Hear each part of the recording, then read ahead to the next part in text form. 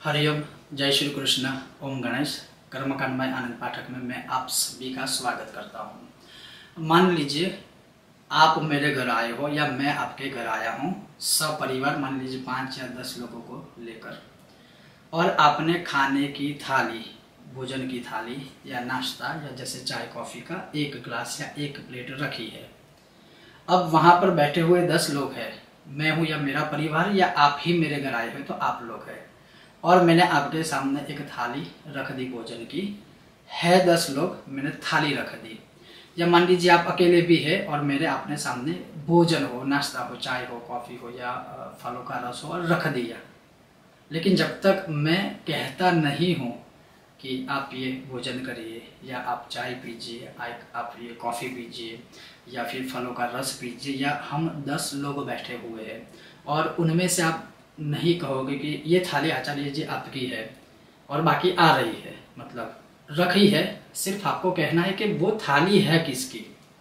जब तक आप नहीं कहोगे तब तक मैं वो एक्सेप्ट नहीं कर पाऊंगा, उसका स्वीकार नहीं कर पाऊंगा, क्योंकि मुझे पता नहीं है कि आपने मुझे दी है। आपको पता है कि आपने मेरे लिए रखी है, लेकिन मुझे नहीं पता है कि आपने मुझे दी है। तो आज मैं जो कहने वाला हूँ वो वही विषय है और आपको सुनने में अच्छा भी लगेगा। और यह कर्मकांड का मूलभूत विषय है। और आप हर एक पूजा में, आपके घर में जब भी कोई पंडित जी के द्वारा आप पूजा करवाते हो तो हर एक पूजा में यह प्रयोग किया जाता है और उसे संस्कृत में कहते हैं कारिका। इसे संस्कृत में क्या कहते हैं? कारिका। तो वही आज मैं आपको सुनाने वाला हूँ और सिखाने भी वाला हूँ। तो चलिए शुरू करते हैं आज का विषय और वीडियो। लेकिन आपको अगर विषय वीडियो पसंद आता है अवश्य लाइक कीजिएगा, शेयर कीजिएगा, चैनल पर नए हो सब्सक्राइब करके घंटी का आइकॉन दबाइएगा ताकि आने वाले हर वीडियो की सूचना आपको प्राप्त हो सके। तो मान लीजिए आप भगवान को टीका लगाते हैं, मान लीजिए आप भगवान को भोग लगाते हैं, मान लीजिए भगवान के ऊपर आप अभिषेक करते हैं, मान लीजिए आप भगवान को श्रृंगार करते हैं, मान लीजिए आप भगवान के ऊपर मतलब चंदन का लेपन करते हो, कुमकुम का लेपन करते हो। तो मेरे कहने का तात्पर्य ये है कि आप भगवान की पूजा में, भगवान के व्रतों में, भगवान के किसी भी आध्यात्मिक कार्य में, और मैं यहाँ पर स्पेशली पूजा की बात कर रहा हूँ, जैसे भगवान के पैर धोना, भगवान को अर्घ्य देना, भगवान के हाथ धोना, भगवान को भोग लगाकर खिलाना, भगवान को टीका लगाना, भगवान के ऊपर अक्षत चावल अर्पित करना, भगवान को पुष्पमाला पहनाना, भगवान के ऊपर या आगे पुष्प अर्पित करना, भगवान को कमल का पुष्प अर्पित करना, भगवान को बिली पत्र अर्पित करना। तो आपने अर्पित तो कर दिया है, लेकिन अर्पित करने के बाद आपको क्या बोलना है? और जब तक ऐसा नहीं है कि आप नहीं बोलोगे तो भगवान स्वीकार नहीं करने वाला है, क्योंकि आपने अर्पित किए है तो वो स्वीकारेंगे। लेकिन भगवान को आपको कहना भी है, क्या कहना है, और उसे ही जो कहना है उसे ही कारिका कहते हैं। जैसे मैंने भगवान के ऊपर अभिषेक किया है, कर रहा हूं, लेकिन जब अभिषेक पूरा हो चुका है, जैसे मैं कहूं कि मैं दादा गणपति मतलब भगवान गणेश जी का अभिषेक कर रहा हूँ संकटनाशन स्तोत्र से या अथर्वशीर्षम से, और वो अभिषेक पूर्ण हो चुका है। जब अभिषेक पूर्ण हो जाता है तो वैसे हम बहुत प्रकार के कारिकाएं बोलते हैं। जैसे अगर मैं यजमान के लिए करता हूँ तो मैं बोलूँगा यजमानस्य गृहे शांति पुष्टि तुष्टि अस्तु। लेकिन मूल रूप से जो आप या हम घर में बोलते हैं वो क्या होता है? जैसे ओम श्री सिद्धि बुद्धि सहिताय महागणपतये नमः अभिषेकम समर्पयामि। मतलब अभिषेक जो किया है वो हम आपको अर्पित करते हैं, क्योंकि आपका ही अभिषेक किया है, आपका लिए ही था। उसी प्रकार से जैसे टीका लगाया, ओम गं गणपतये नमः तिलकम अर्पयामि, जैसे अक्षत अर्पित किए, ओम गं गणपतये नमः अक्षतान अर्पयामि। हालांकि उसमें आप बोल सकते हो ओम महागणपतये नमः तिलकम समर्पयामि अक्षतान समर्पयामि। आप ये भी बोल सकते हो जब सिद्धि बुद्धि रिद्धि सिद्धि सहित गणेश जी होते हैं तो फिर आपको क्या बोलना है? श्री रिद्धि सिद्धि सहिताय या श्री सिद्धि बुद्धि सहिताय महागणपतये नमः तिलकम समर्पयामि, या फिर अक्षतान समर्पयामि। तो ये कारिका कहलाती है। अब जो देवी है या देवता है, तो देवी है स्त्री स्वरूप है, मतलब स्त्रीलिंग आएगा।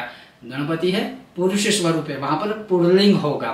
तो ये सारी चीजें ध्यान में रखकर, एक मूर्ति है तो उस हिसाब से, अधिक मूर्तियां है तो उस हिसाब से। जैसे मान लीजिए मैं समन्वित पूजा करता हूं और समन्वित अभिषेक करता हूं भगवान गणपति जी के सहित ही माँ दुर्गा का या भगवान सत्यनारायण या विष्णु भगवान का, मतलब एक पात्र में ही मैं एक साथ 2 अभिषेक करता हूं, पहले गणेश जी का होगा फिर विष्णु जी का करता हूं। तो आप दोनों की कारिका एक साथ भी बोल सकते हो, जैसे भूर्भुवः श्री सिद्धि बुद्धि सहिताय महागणपति समन्वित श्री सत्यनारायणाय नमः अभिषेकम अर्पयामि या समर्पयामि। उसी प्रकार से माँ दुर्गा है तो आप गणेश दुर्गा बोल सकते हो। मतलब मेरा कहने का तात्पर्य यह है कि आप जो भगवान को देते हैं, भगवान को समर्पित करते हैं, वो बोलिए। मान लीजिए चलो आपको संस्कृत में नहीं आता है, कोई बात नहीं, आप हिंदी में कहिए, हे भगवान गणेश, जो मैंने आपको तिलक लगाया है सुंदर सा, वो आप स्वीकार कीजिए, मैं आपको अर्पण करता हूं या करती हूं। लेकिन जैसे कोई आपके सामने बैठा है और आपने जाके थाली रख दी और फिर आप वापस चले गए, फिर आप देखने गए भी नहीं है, तो मतलब 1 घंटे बाद या 2 घंटे बाद जब आप वापस आओगे तो वहीं पर थाली होगी और वहीं पर खाने वाला होगा। तो खाने वाला सोचेगा कि आपने तो मुझे नहीं बोला था कि मैं खाऊं, आपको पता था कि ये मेरे लिए है लेकिन मुझे तो नहीं पता था। तो ऐसा होता है क्योंकि भगवान को हम प्रेम से आवाहित करते हैं, भगवान को हम प्रेम से बुलाते हैं, तो उसी प्रकार से सर्व चीज वस्तुएं हमें भगवान को समर्पित भी करते हैं।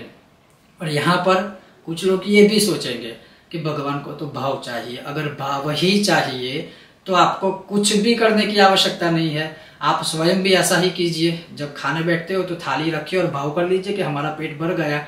तो ऐसा नहीं होता है, जहां पर भाव की जरूरत होती है वहां भाव होता है। मैं जो आपको कह रहा हूं, बता रहा हूं, सिखा रहा हूं, वहां भाव जगत नहीं आता है।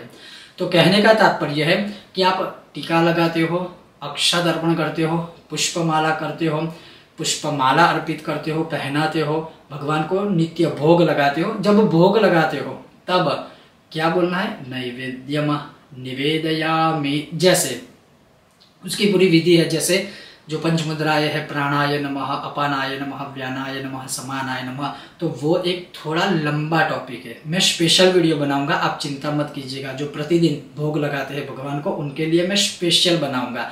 आज के विषय में मुझे सिर्फ आपको यही बताना था, सिखाना था, समझाना था कि भगवान को कारिका बोलकर जो चीज अर्पण करनी है वो कीजिए। क्योंकि सबसे पहला आपका बच्चा, आपके जो परिवार के सदस्य हो गए जिनको ज्ञात नहीं है, या मैं ये कहूँगा छोटा बच्चा ही सबसे पहला ये पूछेगा कि मम्मी या पापा आपने भगवान के सामने भोग लगाया, भगवान खाते क्यों नहीं है। तो आप लॉजिकली, तर्क से तो उनको आप मतलब आंसर दे सकते हो बच्चे को, लेकिन जब आप ये चीज सिखाओगे कि इस तरह से बोला जाता है और हम बोलते हैं, तो मतलब उन्होंने स्वीकार कर लिया है, तो उस बच्चे को भी यह ज्ञान बचपन से ही प्राप्त होगा।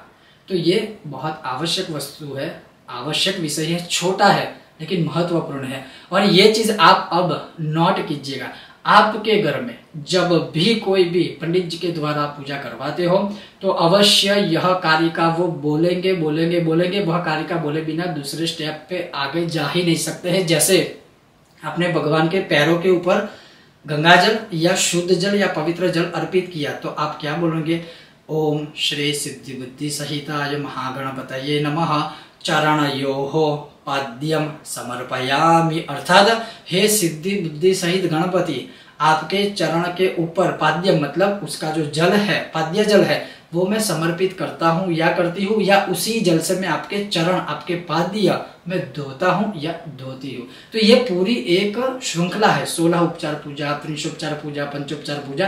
लेकिन हर रोज ये सारी पूजा कोई घर में नहीं करता है। जैसे मैं कहूँ, कोई ऐसे नियम वाले हैं कि जो प्रतिदिन भोग लगाएंगे, कोई ऐसे नियम वाले हैं जो भगवान को नित्य अभिषेक करेंगे, कोई ऐसे नियम वाले हैं कि भगवान को नित्य टीका लगाएंगे। तो जो आप करते हो उस प्रकार से कारिका बोलनी है। तो ये बहुत महत्वपूर्ण विषय है और मैं अपेक्षा रखता हूँ कि आप इसे समझ पाए होंगे। अगर आपको यह विषय वीडियो अच्छा लगा है, बिना भूले लाइक कीजिएगा, अधिक से अधिक शेयर कीजिए और चैनल को सब्सक्राइब करके घंटी का आइकॉन दबाइए, ताकि ऐसे ही इंटरेस्टिंग वीडियो आपको देखने में मजा आएगा, सुनने में मजा आएगा, और शायद ज्ञात न हो तो आपको भी ज्ञात होगा और आप और 10 लोगों को यह ज्ञान दे पाएंगे। ओम गणेश, जय श्री कृष्ण।